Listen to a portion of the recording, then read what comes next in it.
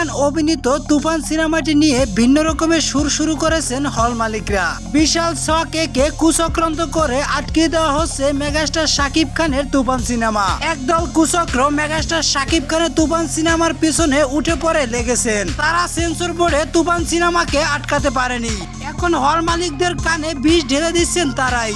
সম্প্রতি মেগাস্টার শাকিব খান অভিনীত তুফান সিনেমাটি মুক্তি পাচ্ছে এই ঈদে। এই খবরটা শুনি বাংলাদেশের কিছু সিনেমা সংশ্লিষ্ট মানুষদের কান কারা হয়ে গেছে।